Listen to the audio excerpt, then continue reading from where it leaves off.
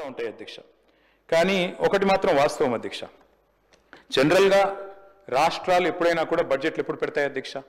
కేంద్రం పెట్టిన బడ్జెట్ చూసుకున్న తర్వాత, కేంద్రం బడ్జెట్ ప్రవేశపెట్టిన తర్వాత ఆ బడ్జెట్లో ఏం పెట్టినారు, ఏం కేటాయింపులు చేసినారు, ఏ రకమైన విధానపరమైన నిర్ణయాలు తీసుకున్నారు, ఏ రకమైన ప్రణాళికలు రూపొందించారు, దాని అనుగుణంగా మనకు వచ్చే వాటా ఎంత, మనకు రాష్ట్రానికి వచ్చేది ఎంత అని చెప్పి వారి ప్రాధాన్యత క్రమం అర్థం చేసుకున్న తర్వాత జనరల్గా రాష్ట్రాలు బడ్జెట్ ప్రవేశపెడతాయి అధ్యక్ష. కానీ నాకు కొద్దిగా ఈ బడ్జెట్ స్పీచ్ చూస్తే, డిప్యూటీ సీఎం గారు ప్రవేశపెట్టిన బడ్జెట్ స్పీచ్ చూస్తే ఒక్కటి ఆశ్చర్యం అనిపించింది అధ్యక్ష. కేంద్ర బడ్జెట్లో మనకు జరిగిన అన్యాయం గురించి ఒక్క మాట కూడా మాట్లాడకపోవడం అనేది కొంత ఆశ్చర్యానికి, కొంత విస్మయానికి కూడా మాకు గురి చేసింది అధ్యక్ష.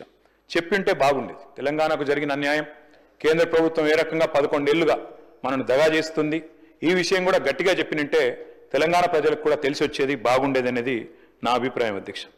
అధ్యక్ష, ఒకనాడు స్వర్గీయ ఎన్టీ రామారావు గారు ముఖ్యమంత్రిగా ఉన్న సమయంలో ఆయన ఒక మాట అన్నారు, కేంద్రం మిథ్య అన్నారు అధ్యక్ష. అంటే వారి భావన ఒకటే అధ్యక్ష, డాక్టర్ బాబాసాహెబ్ అంబేద్కర్ గారు రాసిన రాజ్యాంగంలో స్పష్టంగా ఉంది, India is a union of states. Union of states అంటే అధ్యక్ష, రాష్ట్రాలు లేకపోతే, సమాఖ్య లేకపోతే కేంద్రం లేదు. ఆ ఉద్దేశంతోనే వారు చెప్పింది కూడా కేంద్రం మిథ్య. రాష్ట్రాల నుంచి వచ్చే ఆదాయాలు, రాష్ట్రాల నుంచి వచ్చే పన్నులు, ఇవన్నిటి సమాహారమే కేంద్ర బడ్జెట్ అధ్యక్ష. కానీ ఇవాళ నిజంగా కూడా ఎన్టీ రామారావు గారు చెప్పింది నిజమే అనిపిస్తుంది అధ్యక్ష. ఎందుకంటే కేంద్రం నిజంగా కూడా మనకు తెలంగాణ కాడికి వచ్చే వరకు మాత్రం మిథ్య అని అనిపిస్తూ ఉన్నది. వాళ్ళు అసలు పట్టించుకుంటలేరు అధ్యక్ష. మాట్లాడితే డబుల్ ఇంజన్ అంటారు అధ్యక్ష. డబుల్ ఇంజన్ సర్కార్ అంటే ఏంది అధ్యక్ష? అసలు డబుల్ ఇంజన్ అంటే మీ రాష్ట్రంలో కూడా పొలిటికల్గా మీరు మాతో అలైన్ అయితేనే, మీ రాష్ట్రంలో ఉండే ప్రభుత్వం కూడా మేము చెప్పినట్టు ఇంటేనే, మా పార్టీ ఉంటేనే మేము మీకు పైసలు ఇస్తాం, లేకపోతే ఇయ్యం. Is this not against the spirit of federalism? Is this not against constitution?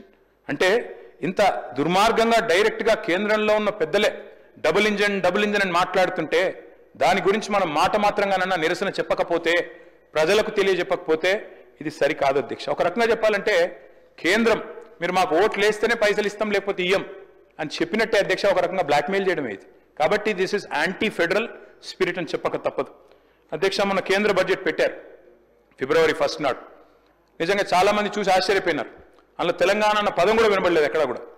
అందరూ చాలామంది మిత్రులు అన్నారు అధ్యక్ష చూడంగానే, ఢిల్లీ బీహార్ బడ్జెట్ ఇది, ఈ 2 రాష్ట్రాల్లో ఎన్నికలు ఉన్నాయి కాబట్టి ఆ 2 రాష్ట్రాల కోసమే పెట్టినట్టుగా ఉన్నది అని చెప్పి మాట్లాడిన వాళ్ళు కూడా ఉన్నారు అధ్యక్ష. అధ్యక్ష, వాస్తవం ఏమంటే పార్లమెంట్ ఎన్నికల్లో మా పార్టీ పోటీ చేసింది అధ్యక్ష. మాకు సీట్లు రాలేదు, మాకు ఒక్క సీటు కూడా రాలేదు, అన్ని సీట్లు ఓడిపోయాం. చాలామంది సంకలు గుద్దుకున్నారు, సంబరపడ్డారు. బీఆర్ఎస్కు 0-0-0 గుండు 0 అని మాట్లాడారు అధ్యక్ష. కరెక్టే అధ్యక్ష, మాకు సీట్లు రాలేదు. 8 సీట్లు కాంగ్రెస్ పార్టీకి వచ్చినాయి, 8 సీట్లు బీజేపీకి వచ్చినాయి, 1 మజ్లిస్ పార్టీ గెలిచింది. కానీ వాస్తవం ఏంది అధ్యక్ష? మాకు వచ్చింది 0నే కరెక్టే పార్లమెంట్ ఎన్నికల్లో. కానీ తెలంగాణకు వచ్చింది ఏంటి అధ్యక్ష? ఈ బడ్జెట్లో, కేంద్ర బడ్జెట్లో గుండు 0. 8 + 8 నార్మల్గా అయితే 16, కానీ ఇక్కడికి వచ్చే వరకు మాత్రం 8 + 8 ఖచ్చితంగా గుండు 0 అయిందని చెప్పక తప్పడం లేదు అధ్యక్ష. అధ్యక్ష, నేను పెద్దలు డిప్యూటీ సీఎం గారికి, గౌరవనీయులైన సహచర శాసనసభ్యులకు నేను విజ్ఞప్తి చేస్తా ఉన్నా అధ్యక్ష. అధ్యక్ష, పోరాడితే పోయేదేమీ లేదు, బానిస సంఖ్యలు తప్ప అని ఒక మహాకవి అన్నారు. అట్లాగే కొట్లాడకపోతే కేంద్రం కూడా మనకు వినదు అధ్యక్ష, మనతో మాట్లాడదు, మనం అడిగినవి కూడా చేయదు. అడగందే అమ్మ కూడా బోవ పెట్టదంటారు అధ్యక్ష. అట్లే మనం కూడా కొట్లాడాల్సిందే, పోరాడాల్సిందే. దానికోసం మేము కూడా కలిసి రావడానికి సిద్ధంగా ఉన్నాం. డిప్యూటీ సీఎం గారికి, ప్రభుత్వానికి కూడా నేను తెలియజేస్తా ఉన్నా. ముఖ్యమంత్రి గారు మాట్లాడుతూ అప్పుడప్పుడు అంటారు అధ్యక్ష, సఖ్యతగా ఉండాలి, సత్సంబంధాలు మెయింటైన్ చేయాలి. మేము కూడా చేసినాం సార్. 2014 నుంచి 2020 సంవత్సరం దాకా 6 సంవత్సరాల పాటు సఖ్యతతో ఉండి సాధించుకునే ప్రయత్నం మేము కూడా చేసినాం.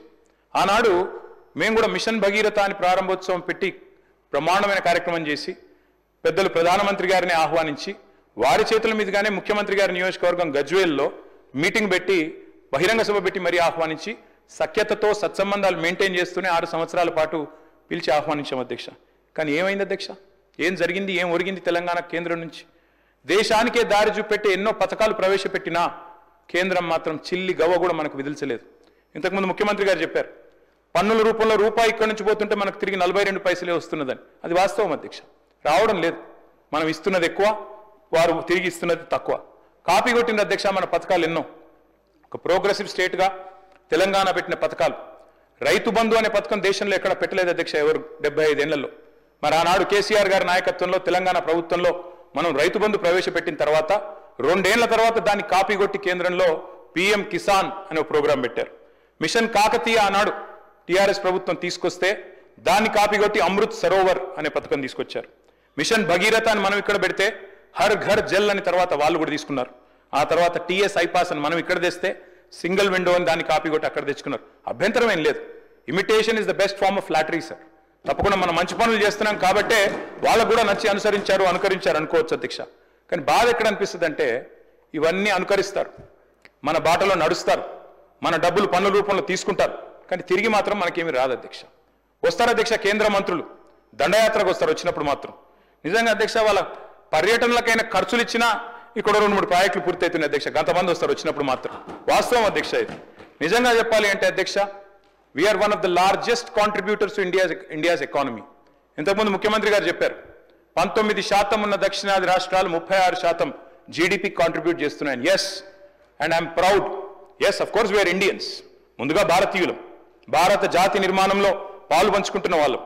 భారతదేశాన్ని సాదుతున్న రాష్ట్రాల్లో ఇవాళ టాప్ 5లో తెలంగాణ ఉండడం మనందరికీ గర్వకారణం అనే మాట నేను విజ్ఞప్తి చేస్తా ఉన్నా అధ్యక్ష. మన జనాభా ఎంత అధ్యక్ష భారతదేశంలో? హార్డ్లీ 2.8%. కానీ మన కాంట్రిబ్యూషన్ ఏంది అధ్యక్ష? 5.1% టు జీడిపి ఆఫ్ ఇండియా. మనందరికీ గర్వకారణం అధ్యక్ష. వీఆర్ ఎ బాక్సర్. 50 కిలోల బాక్సర్ 100 కిలోల కాంట్రిబ్యూషన్ ఇచ్చినట్టు అధ్యక్ష. We are punching double our weight. That is Telangana today. That is how I'm a proud Indian, I'm a proud Telangana అధ్యక్ష.